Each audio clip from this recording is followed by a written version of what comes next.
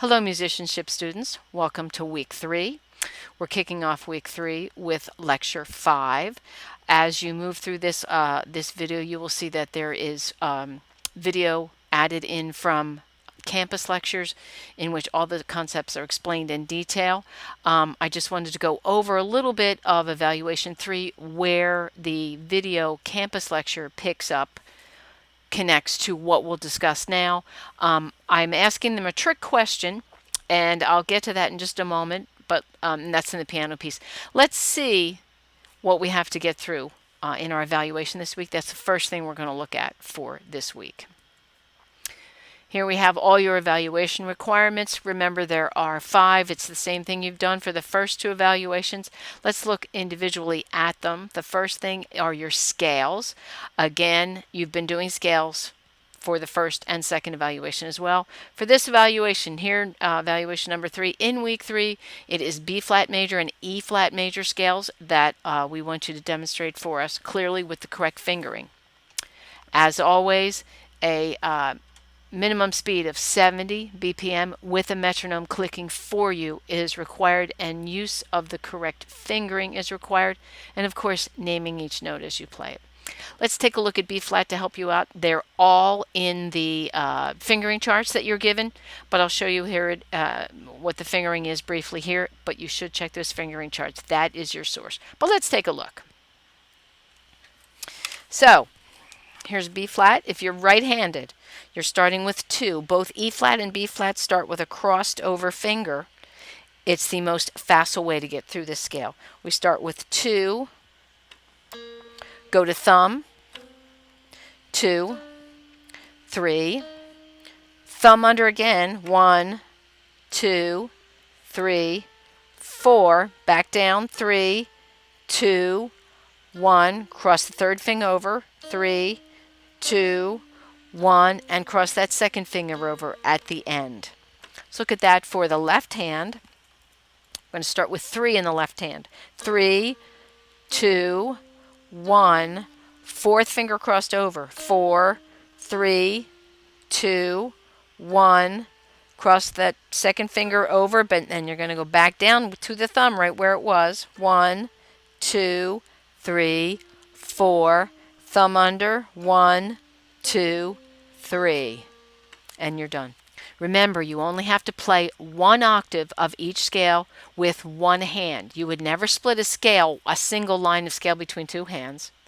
1 hand will play the entire scale. I strongly suggest you use your dominant hand. You do not have to play the scale with both hands. I'm only demonstrating both hands for people with a dominant hand of a right hand and for students with a dominant hand of a left hand as well. So everyone gets a fair shot regardless of which is your dominant hand. Keep in mind, you only have to play 1 scale, ascending, descending, both the B flat major and the E flat major. Speaking of E flat major, let's take a look at that. So for this fingering, E flat major in the right hand. Again, you're going to start with a crossed over finger. Remember, we have 3 flats in this key, B flat, E flat, and A flat. So I start with 2, go to thumb, 1, 2, 3, 4, thumb under again, 1, 2, 3, back down, 2, 1, fourth finger over to B flat, 4, 3, 2, 1, cross that second finger over. For the left hand, those of you who are left-handed, we're starting with 3 again. 3, 2, 1. Fourth finger crosses over. 4, 3, 2, 1. Cross over with your second finger on top. Back down, you're going to your thumb right where it was. 1, 2, 3, 4. Thumb under. 1, 2, 3. And those are the correct fingerings for those scales, but always refer to the fingering sheets that are included in every package so you can get that fingering correctly done. Again, you're going to do your triads as you have done in the first 2 evaluations. Remember, what is needed is an indication of the Roman numeral followed by the chord name and then the spelling of the triad. For example, in the key of B flat, the 1 chord is B flat major, spelled B flat D F. That's all three components, the Roman numeral, the chord name, and the spelling. So don't forget to include all the parts of that. Let's move on and look at item number 2 on your evaluation list. It's this little piano piece. Now, this little piano piece is in a reggae type style. The treble clef part is called a bang because no chords, none of these notes which form into chords are played on beats. Everything is played on upbeats, every single chord. We have 1 and 2 and 3 and 4 and 1 and 2 and 3 and 4 and 1 and 2 and 3 and 4 and. Now I know that may look a little daunting to try and play both hands. You do not have to play both hands. I know that you're still working on your keyboard skills. All you have to play is the right hand part, the treble clef part. Now keep in mind that this again is keyboard music written on a grand staff, and the grand staff means that both the treble and bass clef are connected everywhere we look. They are connected, meaning when this is given to a keyboard player, they are expected to play the treble clef with the right hand and the bass clef with the left hand at the same time. This music all happens at the same time. Because you're learning, getting your notes together, which you have done previously in MUA, worked through a lot of the keyboard trainers, you only have to play the right hand part correctly. You're just going to have to play all these chords on the upbeats correctly. You do not have to play the left hand. If you'd like to attempt it, that's up to you. If you have the training to go ahead and do it, do it. Do not add the left hand in at the expense of getting these chords wrong. So let's take a look. I want you to understand what's going on. What key are we in? We have 2 flats. That would give us the choice of either B flat or G minor. I will just tell you we are in B flat major. But we have something strange going on here in the second measure. There's an F sharp, and F sharp is not diatonic to B flat major, but we'll talk about that in a moment. Let's look at what's going on. The trick question that I've asked the class when you see this video move into the campus instruction video is, are these chords in root position? Well, as we take a look at them, it might not look like it, but remember the bass notes everywhere in every measure happen to be the lowest note sounded in every one of these measures. It's always the lowest note.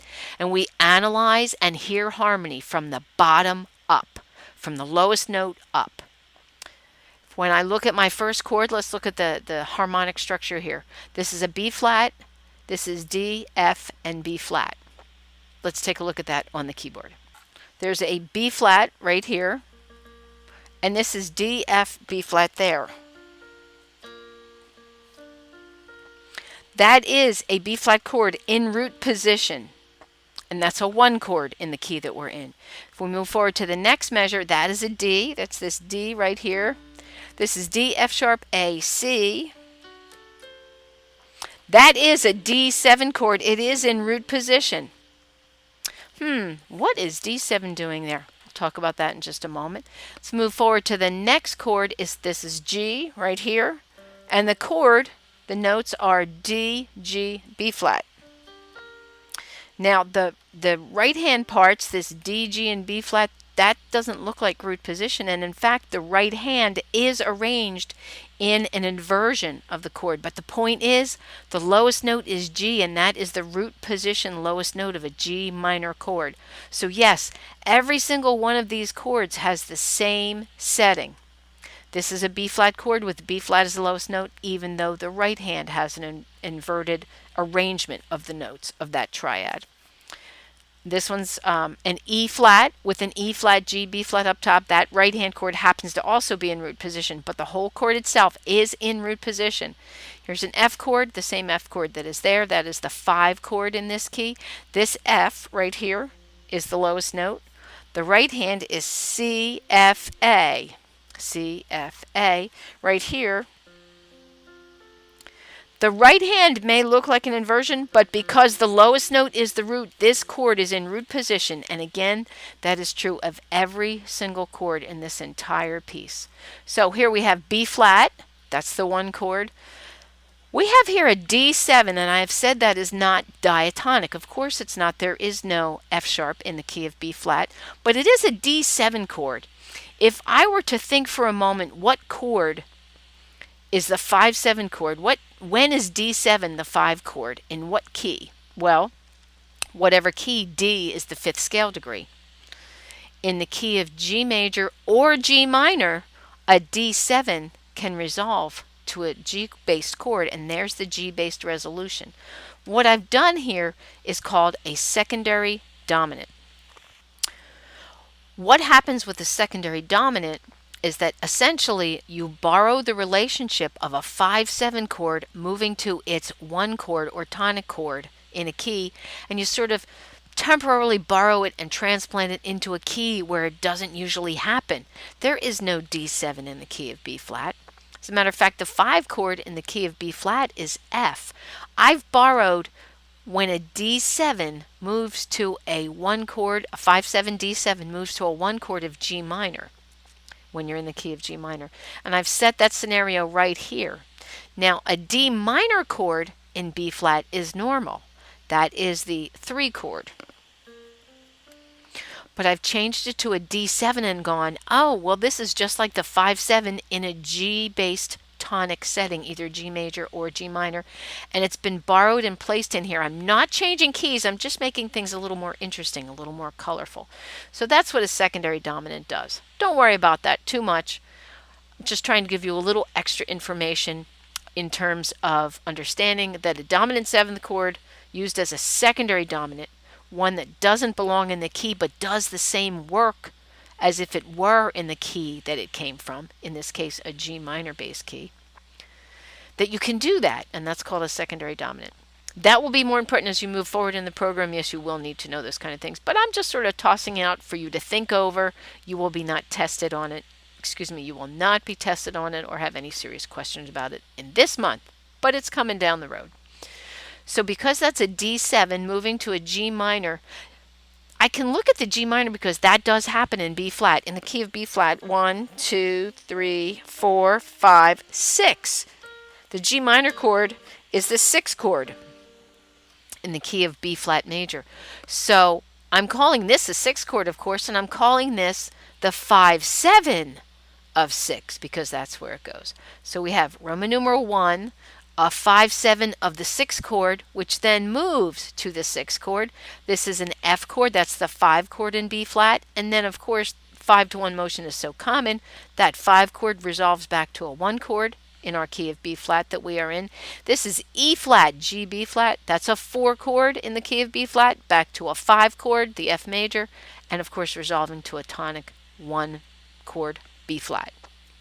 Here's what the whole thing sounds like all together. Now keep in mind you are only required to play the right hand, and you can play it as slowly as you like. Just be sure, suggest you use a metronome, be sure that you play on the upbeats, not on downbeats. So here it is slowly, and I'll count the entire time so you can see how it all fits together. 1 and 2 and 3 and 4 and 1 and 2 and 3 and 4 and 1 and 2 and 3 and 4 and 1 and 2 and 3 and 4 and 1 and 2 and 3 and 4 and 1 and 2 and 3 and 4 and 1 and 2 and 3 and 4 and 1 and 2 and 3 and 4 and 1, 2, 3, 4. So from this point, the campus lecture picks up discussing these same issues, and the question I've posed is the trick question: are all these chords in root position or not? Yes, most definitely they are. Enjoy the rest of the lecture. Please be sure and take notes and study up. Join the online sessions and come and ask questions if you have any. Played by the left hand simultaneously in time. Now, obviously, there's a rest there, but that's played and held, so it counts. So do you see why? And that's kind of a trick question I want you guys to get hung on. Every single one of those is in root position. Make sense? See what I'm getting at? Cool. So we didn't get back to this. This, my friends, is what we call a secondary dominant. And I'll tell you why. I'll give you my quick analogy for a secondary dominant. It'll help you hopefully wrap your head around it. This month, you don't have to, there's no testing on secondary dominance. You might get, like, again, some glancing blow questions. I just want to help you wrap your heads around it for when you move forward to more advanced theory courses. Secondary dominant, basically, my little analogy is firefighter lives in Chicago with her husband. He gets a great job in Washington, D.C. They move. So she was a firefighter in Chicago. She saved lives. She showed up at the jaws of life. She put out fires. She saved people from fires. They moved to from Chicago to Washington, D.C. She still is a firefighter. She still has a great job as a firefighter. She still shows up with the jaws of life. She still saves people with car accidents, still puts out fires and saves people from fires. She does the exact same thing, but not where she was born and raised in Chicago. She's now doing the exact same thing in Washington, D.C. If you will, that's what a secondary dominant kind of does. D7 was not born and raised in the key of B flat. Where was D7 born and raised? Because there is only one dominant seventh quality chord in every major key. Nope. It can come from any. All I'm looking is for the tonic note because, remember, a minor scale can also have a dominant seventh. And there's only going to be one dominant seventh at the 5/7 position. You with me? That was a little confusing. I hope I said it right. Okay, so what kind of tonic-based key did D7, where was D7 born and raised? You got two choices, either the major or the minor, but what key was D7 born and raised in? Major or harmonic minor specifically, where the harmonic minor scale is being used. So D7 is the 5/7 chord in some key, right? That's all I'm getting at. What key? No, G major or G minor. Do you see the difference? Yes. Because if you're in G minor and you use the harmonic minor scale, you still get a D7 at the 5th when you build on the 5th scale degree. E minor's got nothing to do with it. The 5 chord in E minor is B based. So what I'm looking for is a note, like a tonic note base. So D7 was born and raised either in the key of G or G minor with the harmonic minor scale being used. Make sense? You with me? So if what's the job of a 5/7 chord? What's its function? What's it supposed to do? It creates tension. And where does it usually want you to resolve to? Where does it beg you to resolve to? Right, even though we know it can go to 6. So if it was born and raised in the key of D7, where should it resolve to? What kind of tonic? What tonic-based note? Some kind of G. Bammo, G minor. That's a secondary dominant. This is a completely incorrect terminology. I'm making this stuff up to try and help you follow the concept. In each key, each major key and minor key, if you use the harmonic minor scale, there's only one dominant 7th chord, right? That is sort of, if you will, the primary dominant, because it's the only one. So a secondary dominant is one you swiped from another key to do the same job, just like the firefighter moving from Chicago to Washington, D.C. and doing the same exact thing. They have the same function. They do the same job. That's what a secondary dominant is. Make sense? Questions? Okay, cool. So that's a secondary dominant. We'll come across that again just because I want to reinforce the concept for down the road when you guys need to know what a secondary dominant is and what it does. Cool. So, again, don't expect you to be able to do this with both hands. If you choose to leave the left hand out, I'm okay with that. It's pretty simple. These chords, it's the same chord, but it's got that reggae bang thing going on in which every pulse has a rest on it, but the ands, all the upbeats are played. And it's the same chord for the whole measure, right? That's what I want to hear correctly. In a perfect world, this would happen at the same time, both hands, wham, bam, here we go. Everything is heard in root position.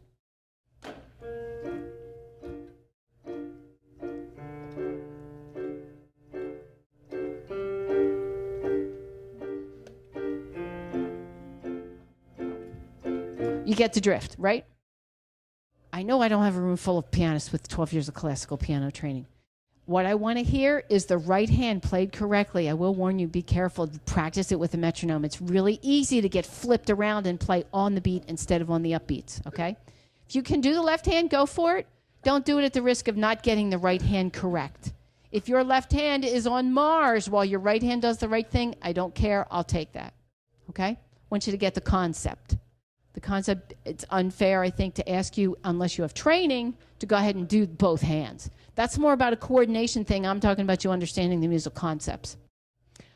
This means right hand, right? And this is a very specific designation. What D is that? What octave designation D is that? That's D4. D4, F4, B flat 4. So don't play it anywhere else. Make sure it's next to middle C. If you do the right hand, what B flat is that? B flat which? 3. It's right next to middle C. So your hands are literally, if you're playing both, your hands are literally right next to each other. There's like one note between them, and that's middle C. Yep. Okay? Make sense? Questions? All right, moving on. Here's your solfege for this week. We are adding in, we've been doing it anyway. We've been doing the major scale, but we're adding in a major 7 chord. So we're going to go do, re, mi, fa, sol, la, ti, la, so, fa, mi, re, do. I'm going way fast. Do, mi, do. Hold up. Do, mi, do, so, ti, re, ti, so. Do, mi, ti, do. There's the major 7. You're singing it in solfege. Do, mi, ti, do. Or even do, mi, ti. So you can kind of get the hang of what a major 7 chord sounds like. Do. Okay? Questions? You've guys been practicing natural minor and harmonic minor scales the whole time. We just haven't graded you on them because sometimes those intervals are a little weird at the top end of the minor scale, so we wanted to give you a little time to let them sink into your ears. Now we're actually going to have them in the evaluations. We want to hear them. You've been doing them already anyway. We're not quite the full scale. Oh, yes, it is the full scale. These last 2 weeks of the month, the full scale is in there. There's do, ti, la, so, fa, sol, la, ti, do, etc. You'll have time to work on that. Because as I said, don't be afraid to go, oh, wait, how does this go? What key I'm in? E minor.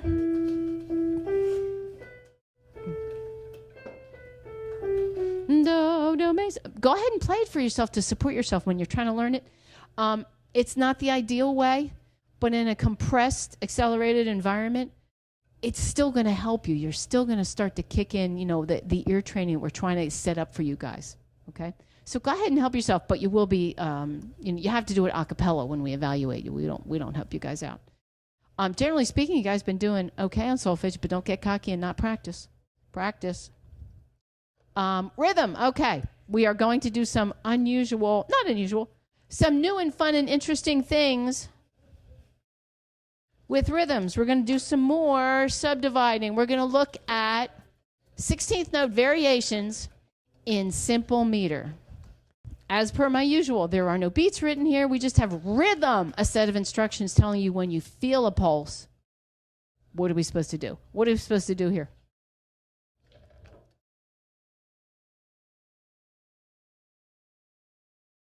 Right, make a sound that strikes on the beat and lasts as long as it. And a beat, of course, is supposed to be very consistently regular. That's the point. It's like a heartbeat. If it's irregular when it's not supposed to be, there's a problem. Let me do this, which we did once already. We're just looking at some other permutations because we looked at the syncopated version in 16th notes. So what does this tell me? Exactly. Bingo. Every time we feel a pulse, you're going to make 4 equally spaced sounds. As crooked as they may be drawn. Will you do that for me, please? 1, 2, 3, E, and a go. Clap and speak.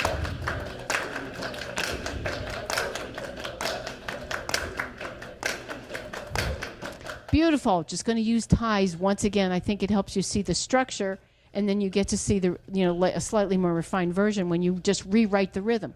Let's tie the first 2 together in every set. So take a minute, figure it out. You know what tie means. This sound is still happening. You just didn't reinitiate it as a new sound. You just held it over. Okay? Got it figured out?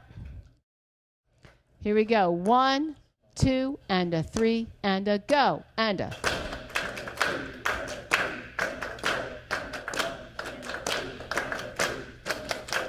Good. Beautiful. So 2/16 equals an eighth. I got 2/16, blah, can't talk. 2/16 left over that are untouched. Make sense? All the way across the board. 2/16 or an eighth, 2 left over. 2/16 tied or an eighth, 1 left over. 2/16 or an eighth tied, 1 left over. Oh my gosh, that's so crooked. Same dealio here. Whoops.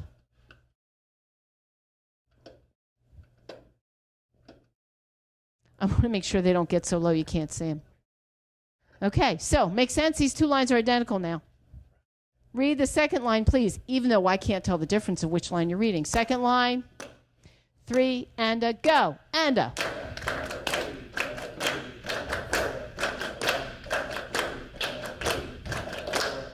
Beautiful. Let's do the other end. Let's be all symmetrical.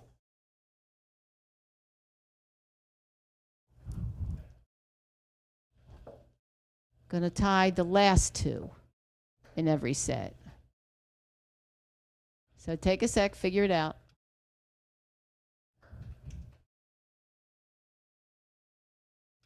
Got it?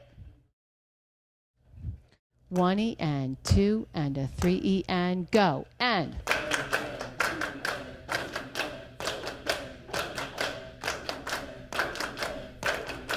Perfect. I heard a 4E and a at the end. Okay. Got 2/16 untouched. 2/16 tied, as we know, equals an eighth. So there it is. 2/16. Did it the wrong way. As you can see, it's a real visual thing, you know. 2/16. That tied equals an eighth. So now it's up front.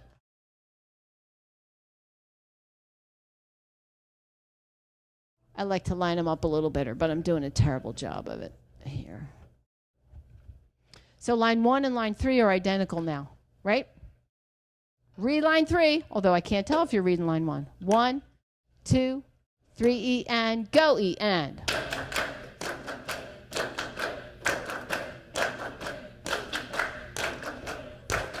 Good. I'm going to get crazy and tie these two together and those two. These two and those two, these two and those two.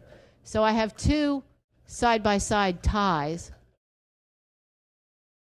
And I have to do it that way. That means this is sounded, not reinitiated but held, not reinitiated but held. Okay? Make sense? Got to figure it out?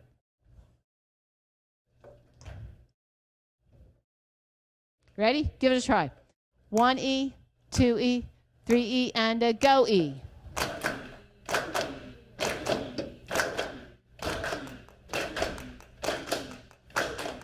Right, makes sense? Okay, so that means if we write this in, sometimes it looks simpler when it's rewritten. 16th by itself. And I'm going to have 2 tied as an eighth. And if I dot it, remember a dot, what's a dot worth? Half of whatever it dots. So a dot does not have a one set value. Dot does not have a set value. Value of a dot changes constantly.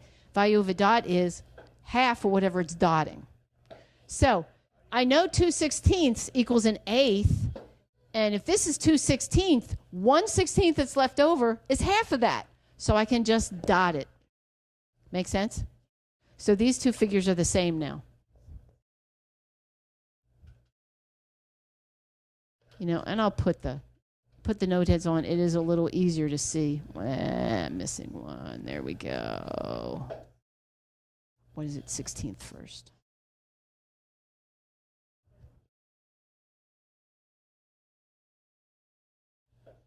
Did I do 4? 1, 2, 3? No, I did not. Ouch.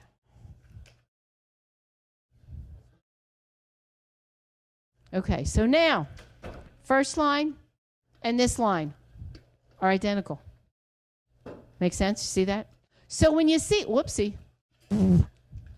When you see figures like that, don't be intimidated. It's super easy. Just take a second to think it through how the ties looked. Because I think the ties, excuse me, the ties may be a little cumbersome, but they clearly show you how you got to that point. Okay? Read this line, although I can't tell the difference if you're reading the first line or that line. 1E, 2E, 3E, and a go E.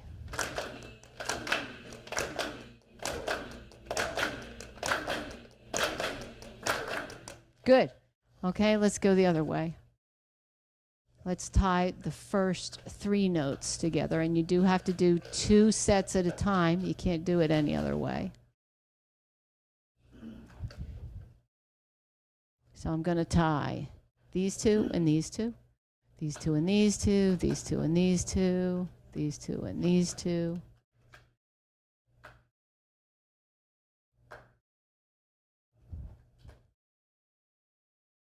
Now, you know, since they're all tied together, another way to look at it, but you got to understand the math and the proportions and everything, is that this one is sounded, and the only one sounded in the set of 4 is the last one. You sound the first one and only the last one again. Another way to look at it. Make sense? Try it. 1 E and 2 E and a 3 E and a go E and a.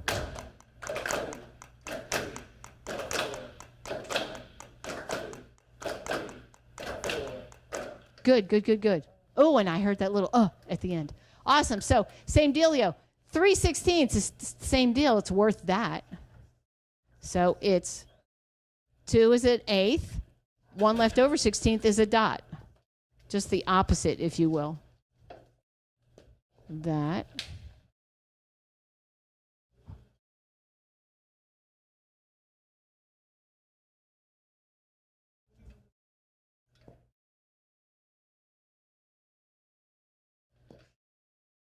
So now, oops, I did it backwards.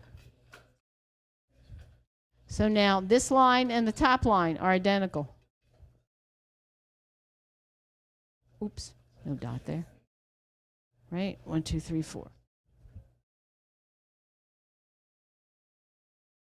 A little sloppy there, but you get the idea. So this line and this line are identical. Read this one. 1 E and a 2 E and a 3 E and a go E.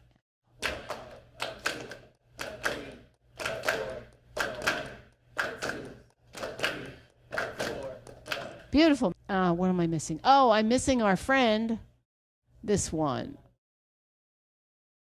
which we did already. Just because people get weirded out and get all like, oh, I can't do that. Yes, you can. It's really not hard. Details, details. What's that going to be? See if you remember it.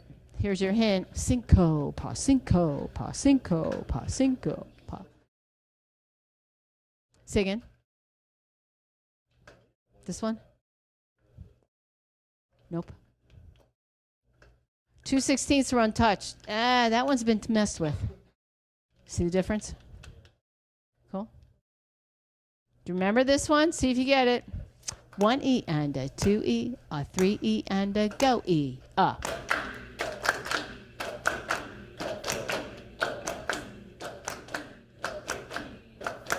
Good, and that was our good old cinco, pa, cinco, pa.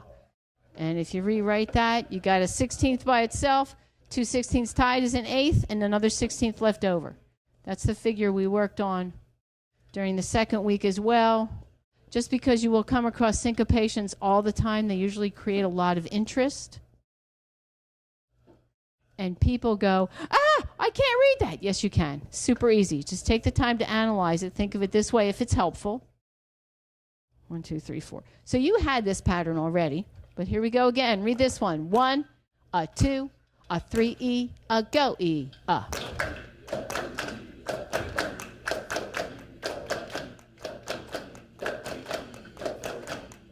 Good, good, good, good. All right. So the other thing we're going to do is look at now messing with subdivisions in compound meter. Because we had those, deliberately set it up so all you had to do was get 6/16 correctly played out, tapped out in 6/8, right? That's all you've had to deal with so far. No weird permutations or groupings with ties, okay? So here's 6/8. 1, 2, 3, 4. Wait, 1, 2, 3, 4, 5, 6.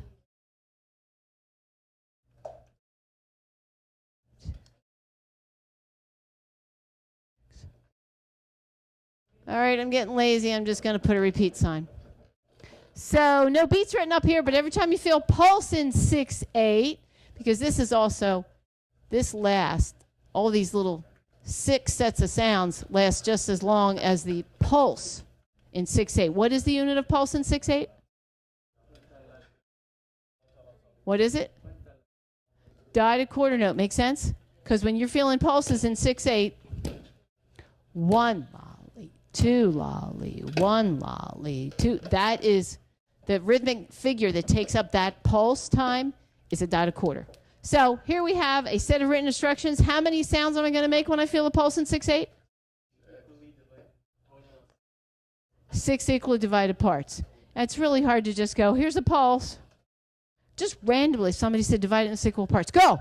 If you didn't go 1 to la ta lita, 2 to la ta, you're actually feeling the this first. And you're just putting the, whoops. 1 lolly, 1 to la ta lita. You're actually doing all that stuff at a subconscious level, whether you realize it or not, because humans can't just go, oh, let me naturally divide something into 6 equal parts by ear. Bam, here I go. You got trained up into it, and we're giving little helpers along the way, so you're actually doing it. Cool. Do that, please, and take the repeat. 1 lolly, 2, ready, go. Good. Okay. Tie time. Yep. I think in compound meter, people get more flustered. It's really not that hard. Okay, figure it out.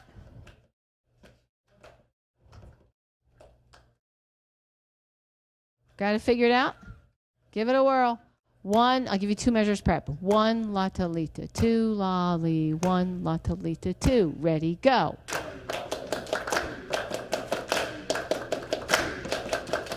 Good. Make sense? Cool. So how can we rewrite that? 2/16. 2/16 are still going to be an 8th note. These are untouched. Yep. 2/16 equals an 8th. These are untouched. It's exactly what you just got done doing. Do it again. Read the second line, even though I can't tell the difference. 1, ready, go. Take the repeat. Beautiful. Perfect. Make sense? All right, so you know where I'm going with this. Let's go. Might as well just move to the right. Let me tie the middle too.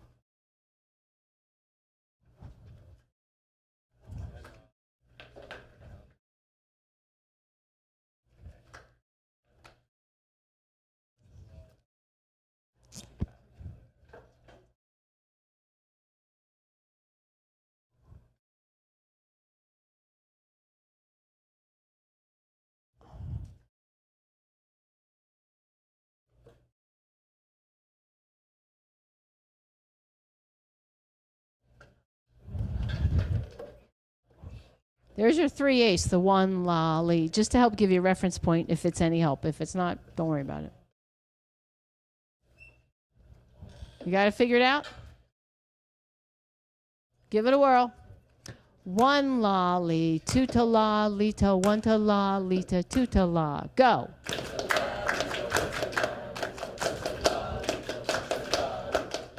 Make sense?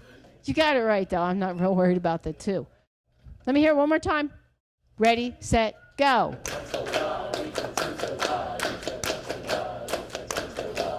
Good. Okay, so now we can obviously rewrite this one.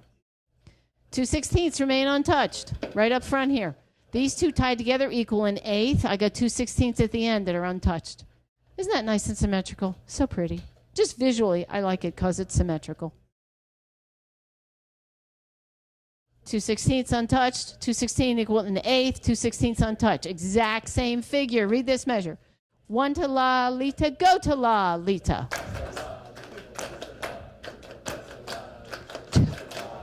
Good. Question? Okay, good, good, good. All right, no, let's do the other end. Let's go down that way. Let's go this way.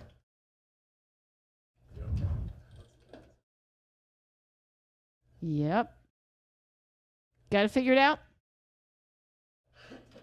1 lolly, 2 to la ta lee, 1 to la ta lee, go lolly.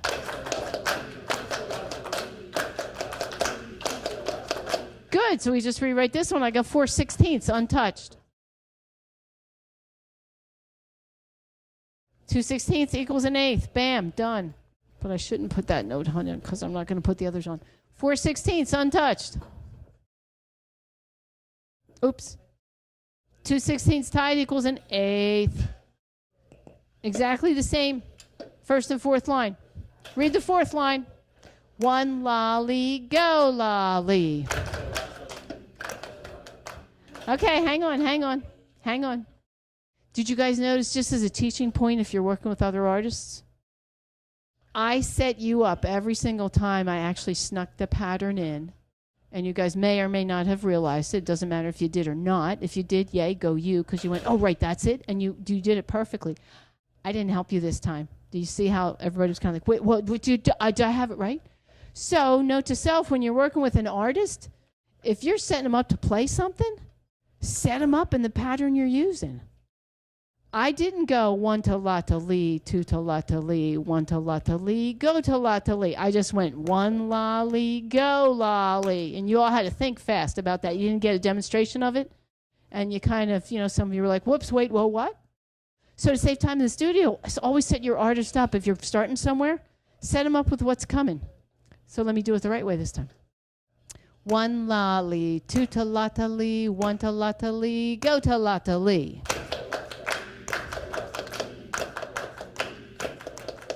Good. See the difference? It's really subtle. It's a little thing that people won't necessarily notice. Let me see. What am I missing? Oh, I know what I'm missing. I'm missing the other way. Oh, yeah, that. I'm missing this other symmetrical figure.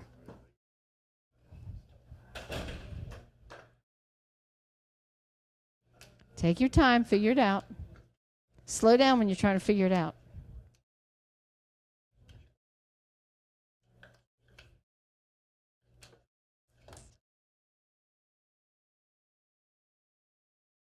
Okay, let's give it a whirl.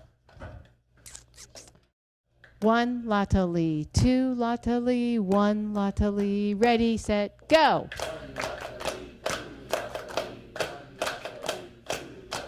Yup. So 2/16 tied is an eighth. 2/16 we didn't touch. 2/16 tied is an eighth. 2 tied is an eighth. 2 we didn't touch. 2 tied is an eighth. So top and this line are now the same, even though that looks goofy. Make sense? Make sense? Questions? All right, read this one. One la to lee, go la to lee.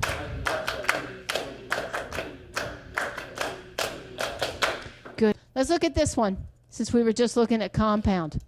So I set you up nice and easy. I got the first level subdivision, second level subdivision with no messing around. Bam! There you go. These two tied equals an eighth. 4/16 left untouched. 4/16. Did I do that one? No, I forgot. No, I did do that one. You get the drift. I'm always paranoid that I forgot some permutation of them. Let's try and read this. I'm sorry, I can't make it any bigger. Do your best. Don't care which line you read. Remember, they're joined. This is referred to as an OC. It's supposed to be a little helpful explanation, but it happens at the same time. So if you read blue, you're going blue, blue, blue, blue, blue, blue, blue, blue, blue, blue, blue, blue, blue, and we're done. 8 measures worth. If you're reading the black, black, black, black, black, black, black, black, black, black, black, black, black, black, 8 measures, we're done. Yep. Read exercise N as best you can. You ready? One lolly, two la-ta-lita, one to la-ta-lita, go lolly. 1, 2, 1, 2, 1 to la-ta-lee. 1 la-ta-lita, 2, second line, la-ta-lita. 1 to la-ta-lita, 2 lolly. 1 to la-lita, 2 to la-lita, 1 to... Let's go back to being in simple meter. Here's all these little permutations. There's your friend, the syncopated figure. Here's 4 and a, 1E and, 2E and. Okay, so let's think in simple meter for a minute. Just clap back what I give you. 1, 2E and a, 3 and 4. Go. 1 and a 2 and a 3 and 4. 1, 2E, a 3 and 4E and a. 1 E and 2, 3 E and 4. Good. Try from the top. Come on up if you can't see it. Remember, blue and black, they happen at the same time. I don't care which one you're reading. 1, 2, 3 E and a go. And 1. Bum, bum, bum, bum, bum, bum, bum. And a 1 E and 1 E and a 2 and a 3 and 4. Second line. 1 E and a 2 E, a 3 and 4.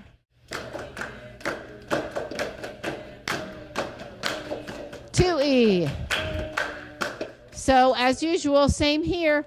I genuinely try and set you up with a nice, steady kind of pattern where you can see how things work. Right here around measure 7, 8 is where I dig the big hole, cover it with grass, and see who I can get to fall in. Don't fall in. Just watch out for it. Because look at, I flip the patterns back and forth here. It's 1 E and 2 and a 3 E and 4 and a. Down here, 1 to la, lita, 2 to la, lita. They're not hard. They're just detailed. You got to get them right. Make sense? Questions? The fifth thing you have to do this week for your evaluation is the 12-bar blues. In the 12-bar blues, you're going to do it in B flat and E flat. The 2 scales and keys, you're thinking through the diatonic tries and all that in. Well, here's the catch, though. The blues are not diatonic. Every single chord is a dominant 7th quality chord in the blues progression. Don't be the student that I hear a professor 2 months from now going, student submitted the blues with major 7s in it. Ah! It makes us all want to run screaming. The blues, every single chord is a dominant 7th quality chord. And what's that structure? What kind of triad? What kind of 7th? Exactly. Every single chord is structured that way. So therefore, it's not diatonic. Okay, now another thing, because we're dealing with full hand 7th chords, smooth voice leading in the blues progression is not required. But I do encourage it. You will not lose points if you don't use smooth voice leading. Root position is acceptable. Some students say from month to month it's like too hard to jump around. Problem is you're dealing with 4 notes. Remember when you had triads and you just, on occasion, you can move one finger and you went from the 1 chord to the 6 chord. The 1 chord is major. You move one finger and you were at the minor 6 chord. You got 4 notes now. If you don't invert properly, you move one note the wrong way, you're wrong. You got more to think about. So that's why it's not a requirement that you do them with smooth voice leading. I encourage it. Fool around with it. Ask in lab. Ask when we go through it here. But don't invert chords at the expense of playing the blues wrong, is all I'm getting at. Cool? Questions? All righty. So we're going to talk about the blues itself, and that's going to be part of talking about these scales. We're going to talk about some different scales, pentatonic and blues scales. How many sides does a pentagon have? So how many tones does a pentatonic scale have? Exactly, yes. 3 commonly used types, major pentatonic, minor pentatonic, and the blues scale, which is based on minor pentatonic. They are really useful in writing melodies and improvising, and they are in, I kid you not, they are just universally found. Pentatonic melodies are universally found everywhere across the entire world, in every country. Albania, Greece, Germany, Philippines, Ethiopia, Indonesia, everywhere. Native American tribes, I kid you not. And it'll show up a lot in our pop music as well. You just may not have caught it. So let's look at major pentatonic. Based on a major scale, you'll lose the half steps. Skip scale degrees 4 and 7, that's where the half steps are. It's a lot more, it's got less tension in it because the half steps are gone. So the scale degree names and the solfege stay the same. They're retained in reference to the major scale. So if I'm dropping out 4 or fa, and I'm dropping out 7 or T, I get do, re, mi, fa. Nope, sorry, my bad. Do, re, mi, so, la, do, la, so, mi, re, do. So let's go ahead and play this one. Don't ask me about fingering. I don't care. Your regular major scales, I care about the fingering. Pentatonic, whatever fingers you can get to work right. Let's do it all together. 1, 2, these are quarter notes. Ready, go. C, D, E, G, A, C, back to A, G, E, D, C. Beautiful. Make sense? Cool? All righty, here we go. Next to that, if we analyze, there's our do, re, mi, so, la, do up top. We got a whole step here. What's from the second to the third? What interval? Another whole step. Careful. What's from 3 to 5? E to G. Specifics E to G. It's mi to so. Conceptually. What is it? What interval? It's a third. Yes, it's a minor third. What's next? G to A. Whole step, another whole step or major second. What's la to do or scale degree 6 to 1? I see a Superman. Hang on. Another minor third. All righty, let's take a look at the minor pentatonic. If you compare it to the minor scale, same deal. You drop out the half steps, but keep in mind, talk much? Keep in mind, the half steps are not at 4 and 7 in a minor scale, right? We're looking at natural minor. The half steps are at 2 and 6. Because remember, in the relative major key, this used to be tonic. C used to be tonic. We're looking at an A minor. So 7 to 8 used to be a half step. Now it's 2 to 3. 6 to 7 used to be 3 to 4 in the relative major. So we're losing 6 and 2. We're still losing the half steps, but they occur in a different spot in the natural minor. Make sense? Okay, so here we go. Natural minor. Give it a whirl. Got it? 1, 2, ready, go. C, D, E, G, A, G, E, D, C, A. Ignore the A for just a minute, this initial A. Ignore that. Look at C, D, E, G, A. What scale is this?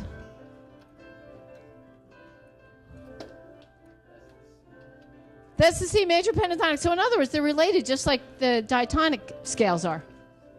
It's the same scale, but again, you've got a new focus, and because that initial third there is a minor third, do, me, because we're in minor, fa, so, te, do, because we're basing it from a minor scale. Remember, we dropped 2, which is re, and 6, which is lay, going right to te. You know, you're not going to have to solfege these, so don't worry about that. I just want you to see the, the structure. We got a minor third to start. What's the next interval? Whole step. What's next? What's next? Another minor third and? Because it's the same. There's that C, D, E, G, A. Same thing. Okay? We're going to talk about the blues real quick. One of the nice things about pentatonic, before I move on to the blues, is pentatonic, it is very forgiving. You can get away with a lot if you stay pentatonic. And a lot of our pop music does have it. All right, so we're going to talk about the blues. My apologies. The blues is an amazing, wonderful art form that originated in America. It is the only original musical art form generated right here on American soil under very unfortunate conditions. And it has a rich history. There are sections of libraries devoted to it, and we're kind of doing like a drive-by of like, okay, here's the blues, bam, done, moving on. So sorry about that, but we got to keep moving. So the blues originated in deep south of the United States in the Mississippi Delta region. There you go.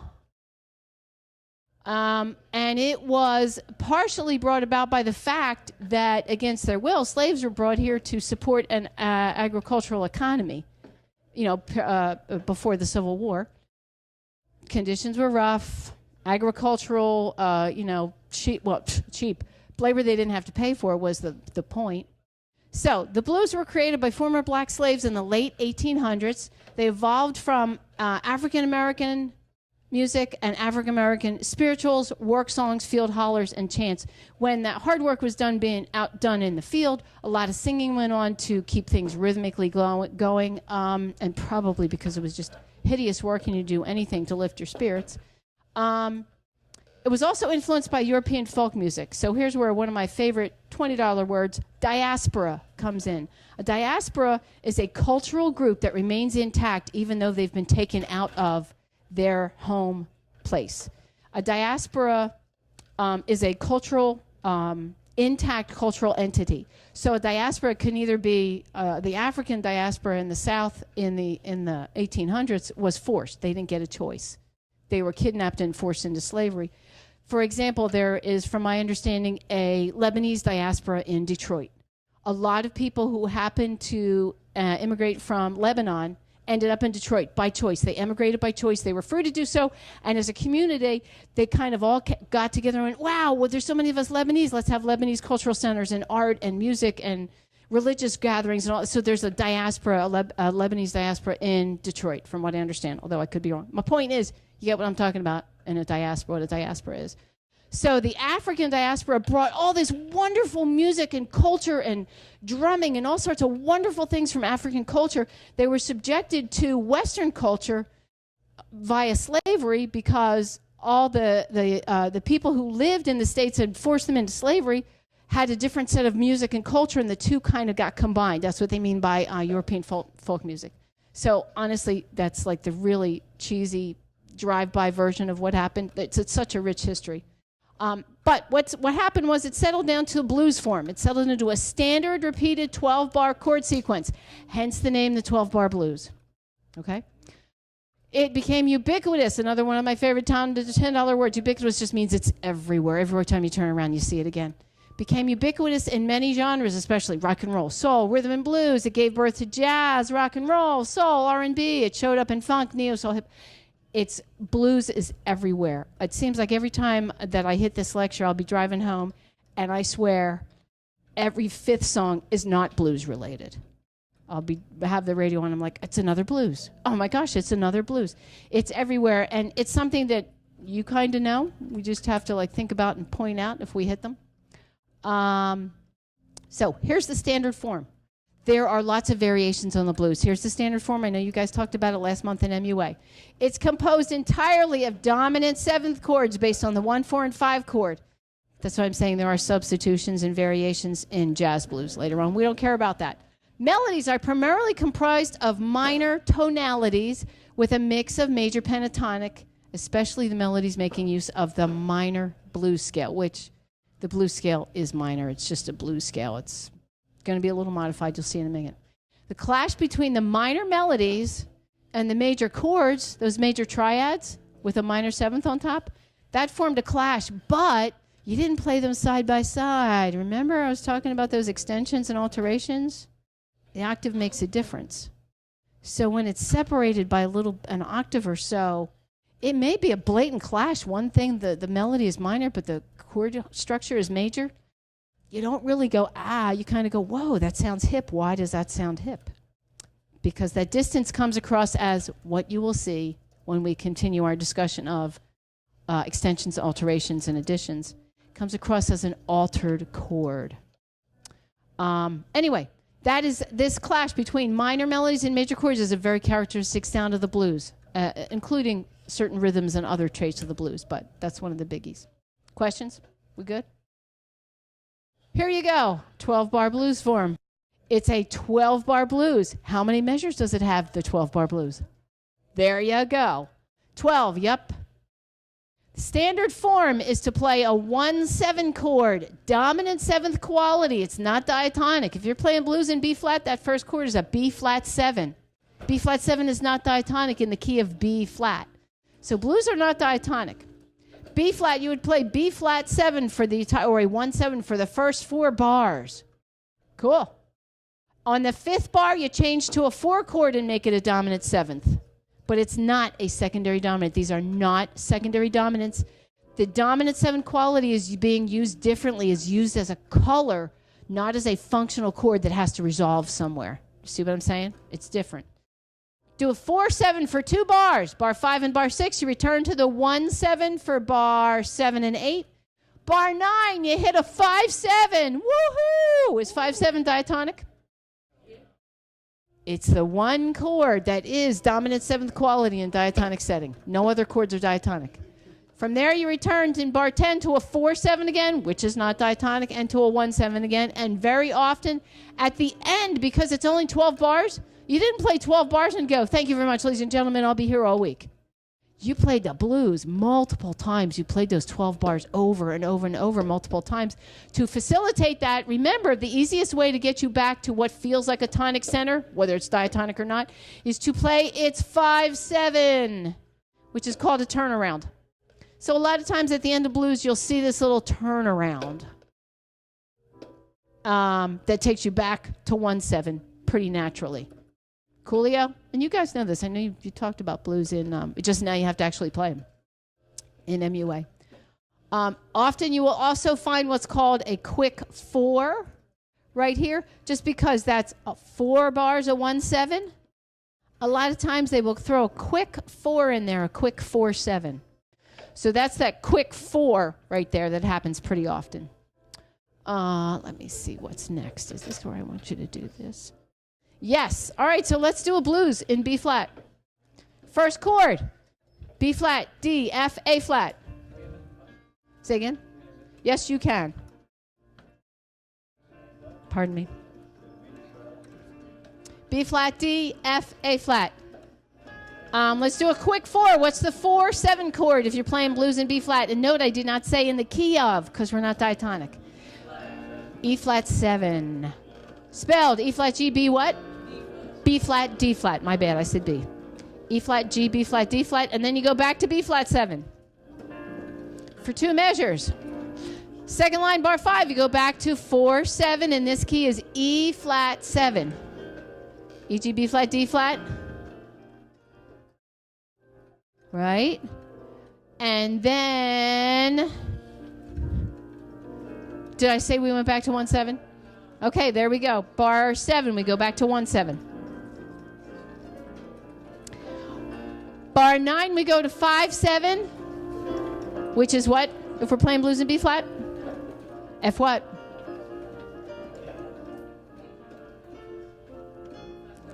F7. Make sense? F7, F-A-C, E flat. Go back down to 4-7, E flat, G flat. I'm sorry, E flat, G, B flat, D flat. Back to 1-7. And if we're going to go around again, which almost always you do your turnaround, 5-7. All right, guys, wow me with your blues playing. You ready? Let me hear you. I'll try and help you out with chords. We'll play blues in B flat. 1, 2 lolly, 12-8. We're going to be a 12-8 compound meter. 1 lolly, 2 lolly, 3 lolly, go lolly. B flat, D, F, A flat. E flat, G, B flat, D flat. B flat, D, F, A flat.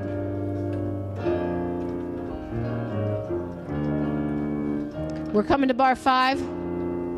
E flat, G, B flat, D, flat.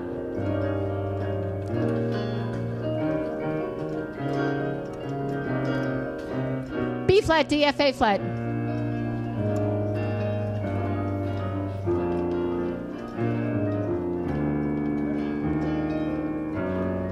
F, A, C, E flat. E flat, G, B flat, D flat. B flat, D, F, A flat. F, A, C, E flat.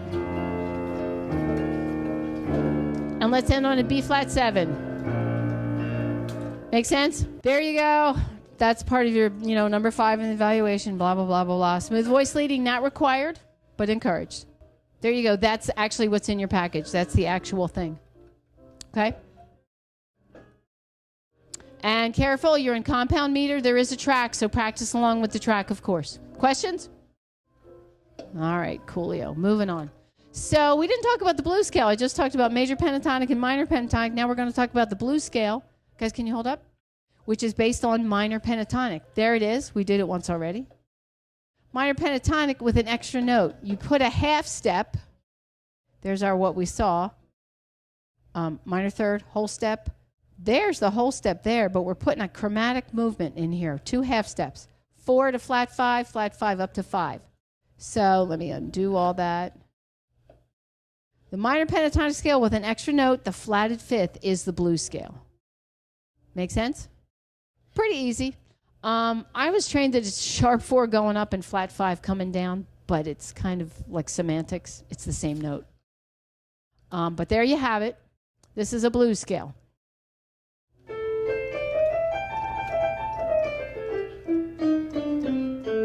So it sounds awesome. Try it. Try this one. Let's go all together. 1, 2, play quarter notes, go. A, C, D, E, E natural, G, A, G, E, E flat, D, C, A.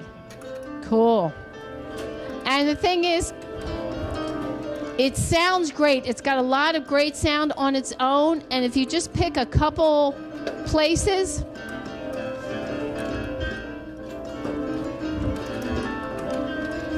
there are a number of ways you can use the blues scale. But just a nice, easy beginner, I can play an A blues scale over an A7 chord. Doesn't that sound a little janky? I can play an A blues scale over an A7 chord. That's not the only option. There are tons of other options. But just as an opener, and that would be over an A7 chord, A, C sharp, E, G. So I'd have a minor third in the melody if I'm doing that, and a major third in the harmony. But that's what's characteristics of the blues. So one thing you can do that's fun is just pick a couple notes where your fingers fit well.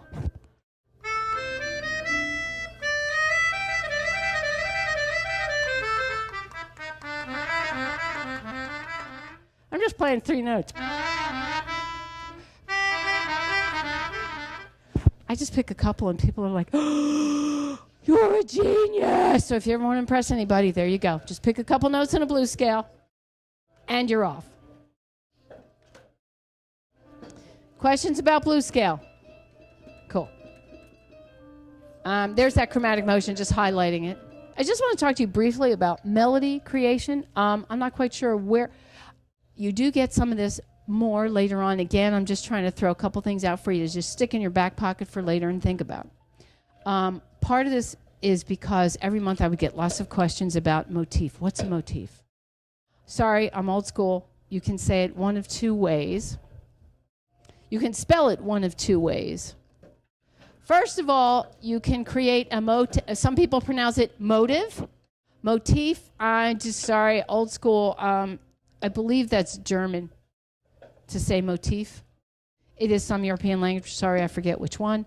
But it's still called a motive. And very simply, it's a short musical idea that a listener can identify as a melody, such as the opening of Beethoven's Fifth.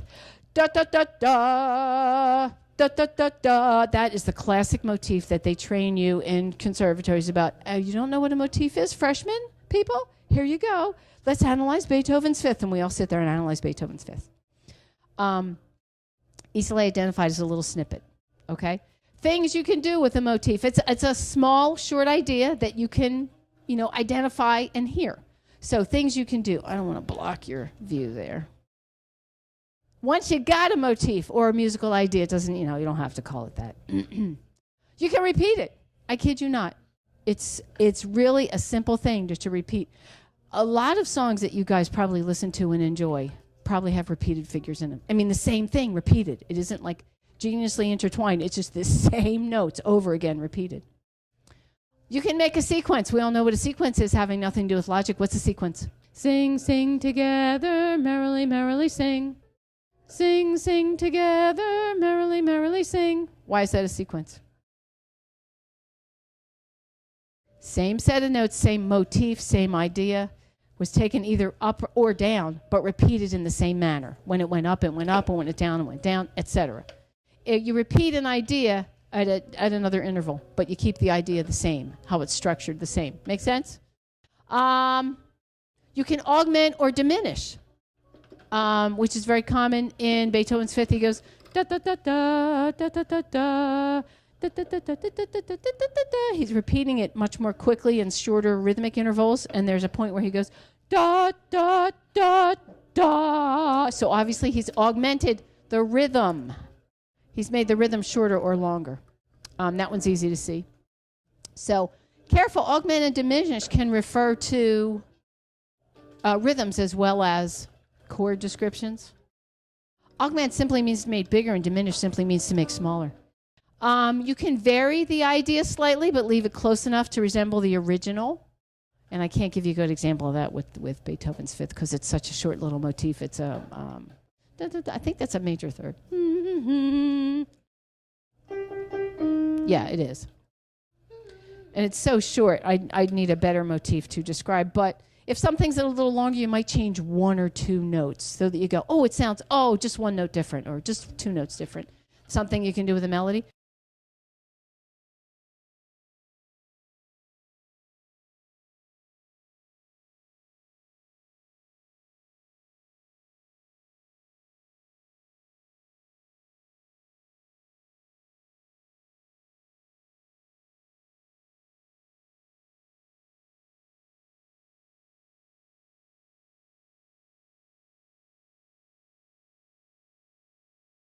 Now we're going to get nuts. You can invert it, which is make a mirror image of it. So, show you how we do that. And these are more advanced techniques that you find a lot in classical music and like all kinds of music. But let's say let's be in B flat. Why not? So let's go.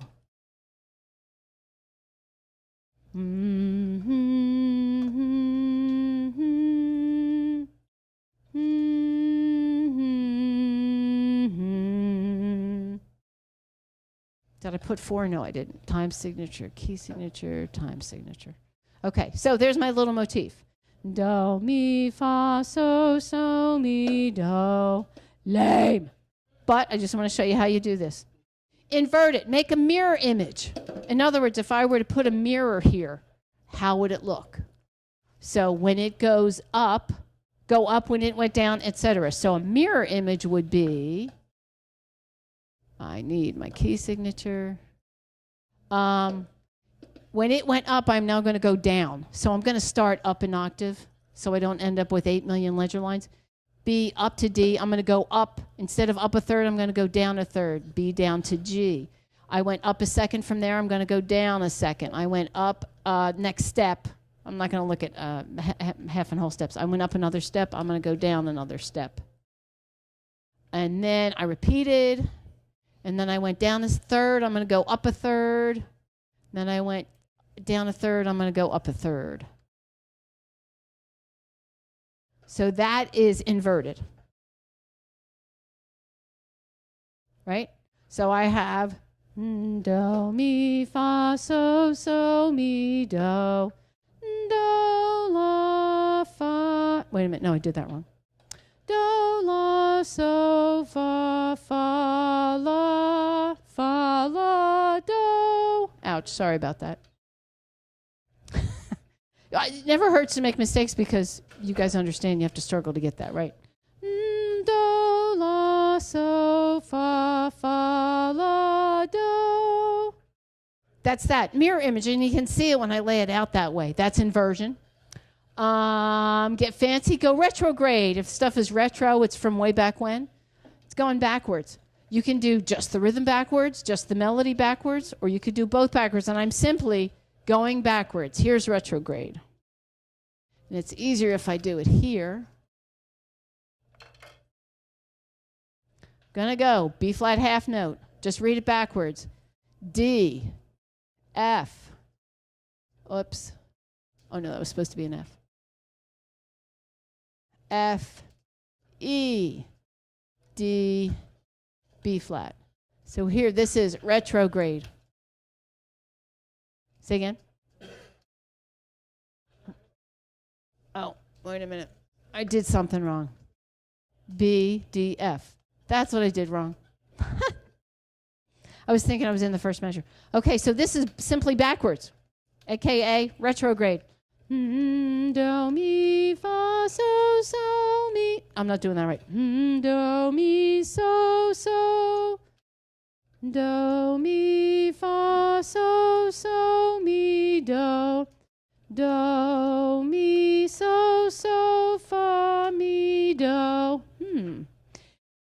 the kind of thing, if you actually do something in retrograde where you and your listener may both go, wait, is that the same? No, it's not the same. Wait, but it's got stuff in common. What's going on there? That's why they're techniques for, if you got an idea and then you're kind of like, oh, what can I do with this? Here you go. You can get really crazy. Go off the deep end with a retrograde inversion. That is a mirror image, an inversion of what you already did backwards. So I'm just going to, just like I made a mirror image here, this is that backwards, right? So now I'm going to do a retrograde inversion. I'm just going to make a mirror image. I'm going to start up high again. So B flat, I went up a third, I'm going to go down a third. I went up another third, I'm going to go down another third. From there, I stayed on the same note. I went down a step, I'm going to go up. I went down a step, I'm going to go up. I went up a third, I went down a third, I'm going to go up a third. So that's retrograde inversion. See? So here's the original. Do, mi, fa, so, mi, do. Retrograde. Do, mi, so, fa, mi, do. Here's that upside down. Do, la, fa, so, la, do. So you kind of like part of your ear is going, well, it's not quite the same, but it seems to be related. And honestly, I just made up a random melody.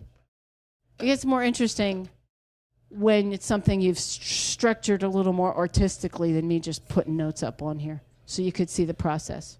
Cool? Questions? Another idea.